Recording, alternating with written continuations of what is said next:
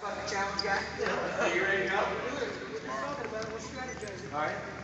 You know who you're challenging, who's challenged you. Who else got called out? Barnhart? Barnhart and Matt Vanderwinkle.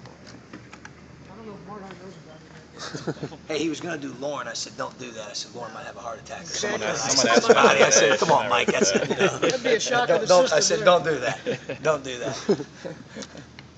Go ahead, guys. Well, let's start and get your comments on the Big Ten schedule. Well, I mean, it is what it is. You got 18 games, 9 home, 9 away. I mean, they can put them where they want to put them. At the end of the day, you got to play all of them.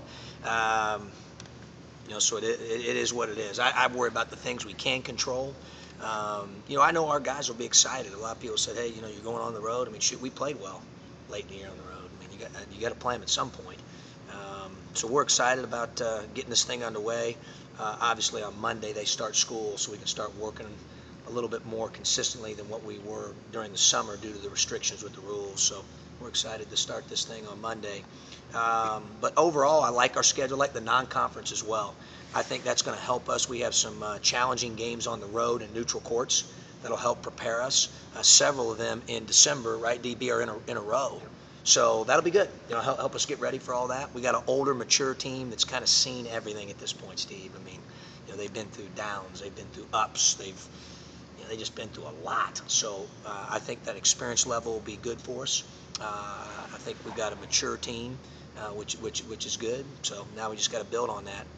What we've done the last 2 years, what those guys have learned the last 2 years, and the experiences that they've been in, I think will be very helpful.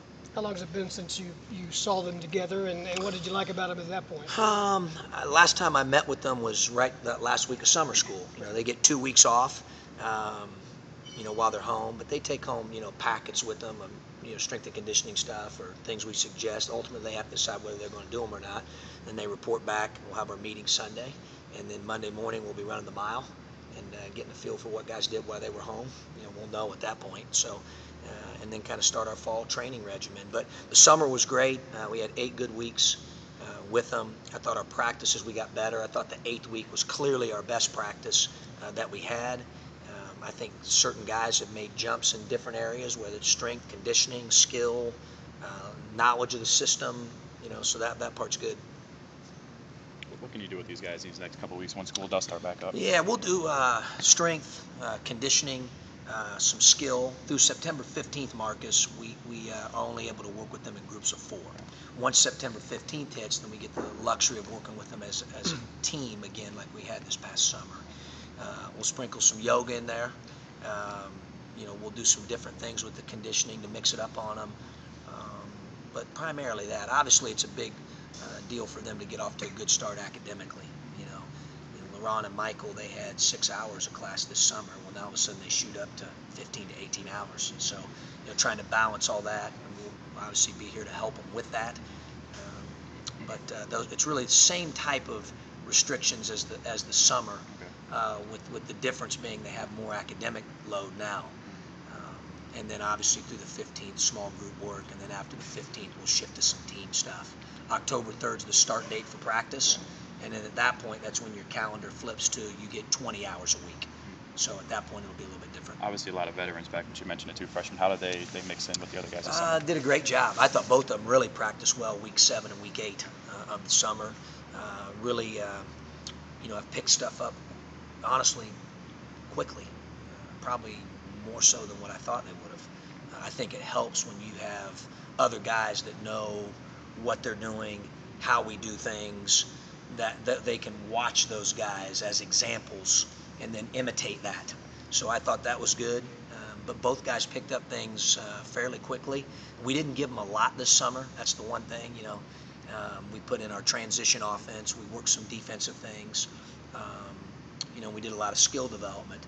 You know, so even Kaz, you know, Leron said, you know, man, this is a lot of plays, and it's really just our transition offense. And Kaz said, we haven't even put in a play yet. You know, so you know, there'll be a little bit of an adjustment period, but again, those guys pick things up pretty quickly. Which of the new guys do you foresee having the biggest impact in the first year here? Yeah, too early to tell on that. You know, obviously we had 8 total hours in 8 weeks. You know, a 1-hour practice for 8 weeks. You know, Nana laughed because he said, shoot, coach, the total number of hours we practiced over 8 weeks, we'll have that amount in after about 4 days, you know. so of succession once practice starts on October the 3rd. So I really don't think you get a feel for that until you get some carryover. But I like what both of them bring different things to the table that I think are real assets to our team. So, we're excited about both new guys. Is this a situation where you guys can really hit the ground running with there being so much familiarity this year? It helps for sure. I don't know if, we'll see. We'll gauge that. Anytime you add or delete one player, I've always said it completely changes the dynamic of your team. But obviously we got a lot of older guys back. They know what they're doing. That's been helpful. Even this summer, I didn't anticipate that as much. You intro something for the first time, maybe for Leron or Michael, and the other guys are demonstrating it for me, and it took a lot less time this summer than it did the first 2 years because they know the names of drills and how we do things and our terminology, and I think that's going to be very, very helpful and probably help accelerate Finke and Black's growth. How did you find Cameron? He had reached out. Coach Parham has a contact up in the many contacts up in the Chicago area, and Cameron had expressed an interest. Great kid. In meeting him, got a chance to meet him. We had an opportunity to work him out. We know a lot of people that know him up in that area, speak very highly of him, not only as a player but as a person. Great student. Really felt like he exemplified, what we're about. Obviously, we wouldn't have added him to the roster, so we're excited that he's joined our team. Alex was much the same way. He had played with Tracy, so obviously I had a great resource there. I trust Tracy's judgment because Tracy knows about our culture and was able to tell Alex, what the expectations will be and how things are academically here, off the court, on the court, what I expect, what the standards are. And so once again, another good kid. He really did well academically at Eastern, and the fact that he had played with Tracy and Tracy had a good pulse on him as a person, I thought was really, really helpful. So we're excited to add both of them. Was Cameron a guy who was coming to school here anyway, or did he have opportunities to play somewhere else? Well, he had opportunities to take the same role at other institutions, and loves Illinois. Family loves Illinois. And I think he's one of those guys that's going to take a lot of pride on being on a team that's, it's his state school. So I think that means something to him for sure. And that was certainly a part of the decision. And, as you talk to him, I think he would tell you that. Speaking of Eastern, we haven't seen you since Tommy Michael got the job there. And what are your thoughts about his involvement with basketball or overseeing an entire athletic department? I think he'll be terrific. The great thing about Tom is it's really unique because he played intercollegiate athletics. He knows what that feels like. He's been on the academic side, so he knows what the student athlete goes through on campus. He's been on the administrative side. He's worked with facilities. He's had so many different roles and responsibilities throughout his career that I think he's primed and prepared to take on that challenge. I thought they made a great hire, and we're excited for him. Obviously, he's always going to be a part, of the Illini family, and specifically the basketball family, because he played here. So, we're excited for him and his family. I think it's a great opportunity. Back to the schedule for a second. The Big Ten schedule is front-loaded with road games, 4 out of 5. Do you prefer that at the beginning of the year? It really doesn't matter to me. I can't control that. It is what it is. I mean, you got to play 9 of them home and 9 of them away. Every institution's doing that that's in our league. So, I've seen it go. I've been in the league enough. I've followed it enough because I've lived here. I've been in it at 2 different institutions. I've seen kind of everything at this point when it comes to the scheduling. So, we see it as a great challenge and great opportunity. Our guys love challenges. They love to compete. We talk about being fearless all the time with everything that we do. We like to attack everything. So, our guys will look forward to that challenge. But at the end of the day, I mean, all that means is, eventually it's going to balance out because you're going to have home games probably start stacking up in the middle and at the end if you're starting out that way on the road. So for us, it really, we'll accept whatever they give us and look forward to the challenge. I want to make a comparison to football about scheduling. Mike Thomas said a year ago or so that it would be much easier to rebuild the football program if they didn't have so many 11 a.m. games on Saturday.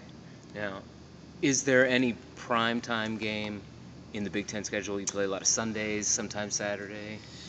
No, I mean, obviously the biggest thing for us is preparation for each game. You know, we treat each game, I've told you guys that over and over, whether or not we were struggling or whether or not we were rolling. I mean, we treat each game and every experience the same, trying to learn from it. You know, we can't control the TV schedule. We feel blessed that we're in a league that, you know, has the Big Ten network, that has national television opportunities on, you know, CBS and ESPN networks, and you know, you get in the tournament, you could be on TBS or True TV or TNT, or, you know, and it's every game, you know. So that's, our guys understand that that's a privilege, and that's pretty cool. You know, not every league has that type of package. So wherever they put us is wherever they put us. I noticed, the one thing I did notice is we had at least 2 days in between every game, right, DB? I mean, so we had at least 2 days, so it gives us a chance to prepare, and, you know, we got to make sure that we're ready to go regardless of who we're playing. I think we learned that last year when you look, you know, at our league, the depth of our league. You know, I spoke last night, I talked about the 5th place team playing in the national championship game 2 years ago, and the 11th seed in last year's Big Ten tournament, winning at Minnesota, at Indiana, and at Wisconsin. You know, so, I mean, it is, every night's a dogfight. I mean, we know that. We respect our opponents, and we know we got to prepare for each one the same. What have you learned from your first 2 years, and how does that change maybe going into the 3rd year, or does that change anything? It's a great question. Yeah, obviously you're learning, you're trying to learn in every circumstance, you know, that you're in. I think as crazy as it sounds, the thing that I probably learned the most is to stay true to yourself. Stay right with the blueprint. Don't deviate. Don't fall for, you know, if things start to go, you deal with a little adversity. Don't stay the course. You know, we've done that. Our guys have done that. I think it's a big reason why we finished the way that we did the last 2 years. You know, when I think maybe some people had our guys in, you know, quote unquote body bags. You know, I mean, it was, you know, I think they understand it's a long season. They understand now, I think, that every game matters. You know, I think that's maybe the thing the guys have learned the most. You know, that every game matters, every practice matters.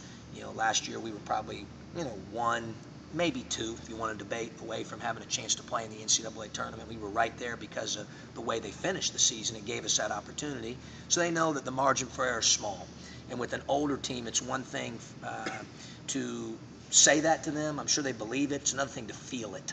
You know, and they felt it and experienced it. And I think that'll be a great asset for us this upcoming year. I think guys will be even more appreciative of every day, every game, more respectful. And I think that could be a good thing for us in terms of hopefully, you know, reaching maybe more of a level of consistency. Have you been working on your singing voice for tomorrow? You know, not really, or my pitching. I've got to do that with my son. My 8-year-old son is playing farm league baseball, so I told him it's a big difference. The other day he played his first 2 games, Monday and Tuesday. You know, he played in the peanut league prior, Steve, and that's where the adult is trying to get him to hit the ball. Now he's got kids pitching to him that are trying to strike him out. You know, that's a big difference. So, but I need to get in the backyard with him anyway. So hopefully, if the rain holds up here this afternoon, we'll be able to throw it back and forth and prepare for tomorrow. The singing, I'm just, you know, I've done it once before. I don't think there's really any help for my raspy voice. I don't know if singing lessons or practicing is much help there. I'm just going to kind of make sure, like we did last time, that we know the words and that we're ready to go. Thank you, Coach. Yep, sure. Yep. All right, guys, I'm looking